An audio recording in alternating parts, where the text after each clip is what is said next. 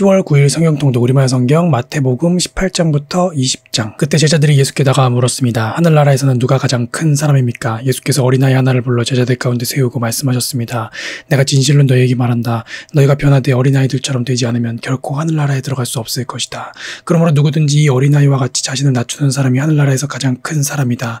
또 누구든지 내 이름으로 이런 어린아이 하나를 영접하면 나를 영접하는 것이다. 누구든지 나를 믿는 이런 어린아이 가운데 한 명이라도 죄를 짓게 하는 사람은 큰 맷돌을 목에 달아 깊은 바다에 빠뜨려지는 편이 차라리 나을 것이다. 사람들을 넘어지게 하는 일 때문에 이 세상에 화가 있다. 넘어지게 하는 일이 없을 수는 없으나 넘어지게 하는 걸림돌과 같은 사람에게는 화가 있을 것이다. 내 손이나 내 발이 너를 죄짓게 하거든 잘라내버려라. 두 손, 두 발 다 가지고 영원히 타는 불 속에 던져지느니 불구자나 장애인으로 생명에 들어가는 것이 낫다. 내 눈이 너를 죄짓게 하거든 빼내버려라. 두 눈을 가지고 지옥 불 속에 던져지느니 한 눈만 가지고 생명에 들어가는 것이 낫다. 이 작은 사람들 가운데 한 명이라도 업신여기지 않도록 조심하라. 내가 너희에게 말한다. 하늘에서 그들의 천사들이 하늘에 계신 내 아버지의 얼굴을 항상 뵙고 있다. 너희는 어떻게 생각하느냐? 양 100마리를 가진 사람이 있는데 그 가운데 한 마리가 길을 잃었다고 하면 그가 99마리를 산에 두고 가서 길 잃은 그 양을 찾아다니지 않겠느냐? 내가 진실로 너희에게 말한다. 만약 그 양을 찾게 되면 그는 길을 잃지 않은 99마리 양보다 오히려 그 한 마리 양 때문에 더욱 기뻐할 것이다. 이와 같이 이 어린아이 중 한 명이라도 잃는 것은 하늘에 계신 너희 아버지의 뜻이 아니다. 만일 내 형제가 내게 죄를 짓거든 가서 단둘이 있는 자리에서 잘못을 지적해 주어라. 그가 내 말을 들으면 너는 내 형제를 얻는 것이다. 그러나 만일 내 말을 듣지 않으면 그가 하는 모든 말에 두세 사람의 증언을 얻기 위해 한두 사람을 데리고 가거라. 그러나 만일 그가 그들의 말도 거부하면 교회에 말하여라. 교회의 말조차 듣지 않으면 너는 그를 이방 사람이나 세리처럼 여겨라. 내가 진실로 너희에게 말한다. 무엇이든 너희가 땅에서 매면 하늘에서도 매일 것이요 무엇이든 너희가 땅에서 풀면 하늘에서도 풀릴 것이다. 다시 내가 진실로 너희에게 말한다. 너희 가운데 두 사람이 땅에서 어떤 일이든지 마음을 모아 간구하면 하늘에 계신 내 아버지께서 그들에게 이루어 주실 것이다. 두세 사람이 내 이름으로 모이는 곳에는 나도 그들 가운데 있다. 그때 베드로가 예수께 와서 물었습니다. 주여, 제 형제가 제게 죄를 지으면 몇 번이나 용서해야 합니까? 7번까지 해야 합니까? 예수께서 대답하셨습니다. 내가 너희에게 말한다. 7번만 아니라 70번씩 7번이라도 용서해야 한다. 그러므로 하늘나라는 마치 자기 종들과 빚을 결산하려는 왕과 같다. 왕이 결산을 시작하자 1만 달란트 빚진 사람이 왕 앞에 나오게 됐다. 그런데 그는 빚 갚을 돈이 없었기 때문에 주인은 그 종에게 그 자신과 아내와 자녀와 전 재산을 팔아 갚도록 명령했다. 그랬더니 종이 그 앞에 무릎을 꿇고 간청했다. 조금만 참아주시면 모두 갚아드리겠습니다. 주인은 그 종을 불쌍히 여겨 그를 놓아주고 빚을 없애주었다. 그러나 그 종은 밖으로 나가 자기에게 100데나리온 빚진 동료 종을 찾아냈다. 그는 동료의 멱살을 잡으며 빚진 돈을 갚아라 하고 말했다. 그의 동료가 무릎을 꿇고 애걸했다. 조금만 참아주게, 내가 다 갚겠네. 그러나 그는 참지 못하고 가서 빚을 다 갚을 때까지 동료를 감옥에 가두어 버렸다. 이 일을 본 다른 동료 종들은 너무 기가 막혀서 주인에게 가서 이 일을 낱낱이 일러 바쳤다. 그러자 주인은 그 종을 불러서 말했다. 이 악한 종아, 내가 나에게 애원하기에 내가 내 빚을 모두 없애주었다. 내가 너를 불쌍히 여긴 것처럼 너도 내 동료를 불쌍히 여겼어야 하지 않았느냐. 그 주인은 화가 나서 그 종을 감옥 관리들에게 넘겨주며 빚진 것을 다 갚을 때까지 감옥에 가뒀다. 만일 너희가 진심으로 자기 형제를 용서하지 않는다면 하늘에 계신 내 아버지께서도 너희에게 이와 같이 행하실 것이다. 예수께서 이 말씀들을 끝마친 후에 갈릴리를 떠나 요단강 건너편 유대지방으로 가셨습니다. 많은 무리가 따라오자 예수께서는 거기서 그들을 고쳐주셨습니다. 바리새파 사람들이 다가와 예수를 시험하려고 물었습니다. 이유가 된다면 사람이 그의 아내를 버리는 것이 적법한 것입니까? 예수께서 대답하셨습니다. 너희는 사람을 창조하신 분이 처음에 남자와 여자로 지으셨다라는 말씀과 그러므로 남자가 자기 부모를 떠나 아내와 연합해 둘이 한 몸이 될 것이다라는 말씀을 읽어보지 못했느냐.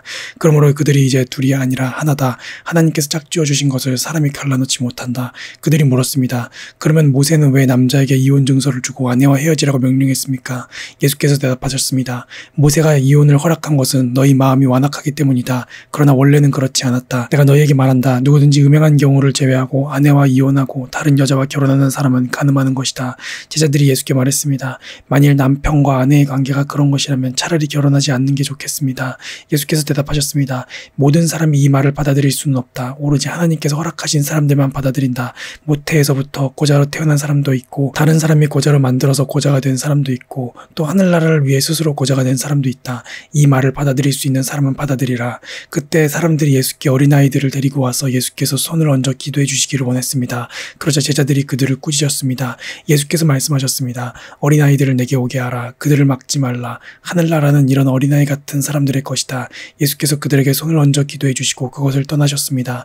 한 사람이 예수께 와서 물었습니다. 선생님, 제가 영생을 얻으려면 어떤 선한 일을 해야 합니까? 예수께서 대답하셨습니다. 왜 너는 선한 일을 내게 묻느냐? 선하신 분은 오직 한 분이시다. 내가 생명에 들어가려면 계명들을 지켜라. 그 사람이 예수께 물었습니다. 어떤 계명을 말씀하십니까? 예수께서 대답하셨습니다. 살인하지 말라. 간음하지 말라. 도둑질하지 말라. 거짓 증언하지 말라. 내 부모를 공경하라. 내 이웃을 내 몸과 같이 사랑하라. 그 청년이 말했습니다. 이 모든 것을 제가 지켰습니다. 제가 아직 무엇이 부족합니까? 예수께서 대답하셨습니다. 만일 내가 완전해지고자 한다면 가서 내 재산을 팔아 그 돈을 가난한 사람에게 주어라. 그러면 내가 하늘에서 보물을 얻을 것이다. 그리고 와서 나를 따라라. 그러나 그 청년은 이 말을 듣고 슬픔에 잠겨 돌아갔습니다. 그는 굉장한 부자였기 때문입니다. 그때 예수께서 제자들에게 말씀하셨습니다. 내가 진실로 너희에게 말한다. 부자는 하늘나라에 들어가기 어렵다. 다시 내가 너희에게 말한다. 낙타가 바늘기로 들어가는 것이 부자가 하늘나라에 들어가는 것보다 쉽다. 제자들은 이 말씀을 듣고 매우 놀라 물었습니다. 그러면 도대체 누가 구원을 얻겠습니까? 예수께서 그들을 바라보시며 말씀하셨습니다. 사람에게는 불가능한 일이다. 그러나 하나님께는 모든 것이 가능하다. 베드로가 대답했습니다. 보십시오. 우리는 모든 것을 버리고 선생님을 따랐습니다. 그렇다면 우리는 무엇을 얻겠습니까? 예수께서 그들에게 말씀하셨습니다. 내가 진실로 너희에게 말한다. 새 세상에서 인자가 자기의 영광스러운 보좌에 앉게 되면 나를 따르는 너희도 12보좌에 앉아 이스라엘의 12지파를 심판할 것이다. 또한 내 이름을 위해 집이나 형제나 부모나 자녀나 논밭을 버린 사람은 누구나 100배나 받을 것이며 또 영생을 물려받게 될 것이다. 그러나 먼저 된 사람이 나중되고 나중된 사람이 먼저 되는 일이 많을 것이다. 하늘나라는 자기 포도원에서 일할 일꾼을 고용하려고 이른 아침에 집을 나선 어떤 포도원 주인과 같다. 그 주인은 하루 품삯으로 1데나리온을 주기로 하고 일꾼들을 포도원으로 보냈다. 오전 9시쯤 돼 그가 나가보니 시장에 빈둥거리는 사람들이 있었다. 그는 그들에게 너희도 내 포도원에 가서 일하라. 적당한 품삯을 주겠다라고 했다. 그래서 그들도 포도원으로 들어갔다. 그 사람은 12시와 오후 3시쯤에도 다시 나가 또 그렇게 했다. 그리고 오후 5시쯤 다시 나가보니 아직도 빈둥거리며 서 있는 사람들이 있었다. 그는 왜 하루 종일 하는 일 없이 여기서 빈둥거리고 있느냐고 물었다. 그들은 아무도 일자리를 주지 않습니다라고 대답했다. 주인이 그들에게 말했다. 너희도 내 포도원에 와서 일하라. 날이 저물자 포도원 주인이 관리인에게 말했다. 일꾼들을 불러 품삯을 지불하여라. 맨 나중에 고용된 사람부터 시작해서 맨 처음 고용된 사람까지 그 순서대로 주어라. 오후 5시에 고용된 일꾼들이 와서 각각 1데나리온씩 받았다. 맨 처음 고용된 일꾼들이 와서는 자기들이 더 많이 받으리라고 기대했다. 그러나 각 사람이 똑같이 1데나리온씩 받았다. 그들은 품삯을 받고 포도원 주인을 향해 불평했다. 나중에 고용된 일꾼들은 고작 1시간밖에 일하지 않았습니다. 그런데 하루 종일 떼학볕에서 고되게 일한 우리와 똑같은 일당을 주시다니요. 그러자 포도원 주인이 일꾼 중 하나에게 대답했다. 여보게 친구, 나는 자네에게 잘못한 것이 없네. 자네가 처음에 1데나리온을 받고 일하겠다고 하지 않았나. 그러니 자네의 일당이나 받아가게. 나중에 온 일꾼에게 자네와 똑같이 나눠주는 것이 내 뜻이네. 내가 내 것을 내 뜻대로 하는 것이 정당하지 않은가. 아니면 내가 선한 것이 자네 눈에 거슬리는가. 이처럼 나중된 사람이 먼저 되고 먼저 된 사람이 나중될 것이다. 예수께서 예루살렘으로 올라가시면서 12제자를 따로 곁에 불러놓으시고 길에서 그들에게 말씀하셨습니다. 보라, 우리는 지금 예루살렘으로 올라가고 있다. 거기서 인자는 대제사장들과 율법학자들에게 넘겨질 것이고 그들은 인자에게 사형 선고를 내릴 것이다. 그리고 그들이 인자를 이방 사람들에게 넘겨주면 그들은 인자를 조롱하고 채찍으로 때리고 십자가에 못 박을 것이다. 그러나 인자는 3일째 되는 날에 다시 살아날 것이다. 그때 세베대의 아들들의 어머니가 자기 아들들과 함께 예수께 다가와 무릎을 꿇으며 간청했습니다. 예수께서 물으셨습니다. 무엇을 원하느냐? 그 여인이 대답했습니다. 주의 나라에서 제 두 아들 중 하나는 주의 오른편에 다른 하나는 왼편에 앉게 해주십시오. 예수께서 그들에게 대답하셨습니다. 너희가 지금 무엇을 구하고 있는지 모르는구나. 내가 이제 마시려는 잔을 너희가 마실 수 있겠느냐? 그들이 대답했습니다. 할 수 있습니다. 예수께서 그들에게 말씀하셨습니다. 너희가 분명히 내 잔을 마시게 될 것이다. 그러나 내 오른편이나 왼편에 앉는 것은 내가 정해주는 것이 아니다. 그 자리는 내 아버지께서 정하신 사람들에게 돌아갈 것이다. 이 말을 들은 다른 10명의 제자들은 이 두 형제에게 분개했습니다. 예수께서 제자들을 함께 불러놓고 말씀하셨습니다.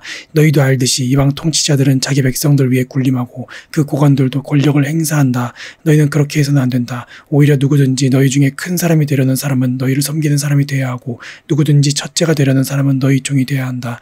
인자 역시 섬김을 받으러 온 것이 아니라 섬기러 왔고 많은 사람을 위해 자기 목숨을 대속물로 주려고 온 것이다. 그들이 여리고를 떠날 때 큰 무리가 예수를 따랐습니다. 눈먼 사람 2명이 길가에 앉아있다가 예수께서 지나가신다는 말을 듣고 소리를 질렀습니다. 다윗의 자손이신 주님, 주님, 저희를 불쌍히 여겨주십시오. 사람들이 그들을 꾸짖으며 조용히 하라고 했습니다. 하지만 그들은 더욱 큰 소리를 질렀습니다. 다윗의 자손이신 주님, 우리를 불쌍히 여겨주십시오. 예수께서 걸음을 멈추고 그들을 불러 물으셨습니다. 내가 너희에게 무엇을 해주기 원하느냐? 그들이 대답했습니다. 주님, 우리 눈을 뜨게 해주십시오. 예수께서 그들을 불쌍히 여기시고 그들의 눈에 손을 대셨습니다. 그러자 그들이 곧 다시 보게 됐습니다. 그리고 그들은 예수를 따랐습니다. 아멘.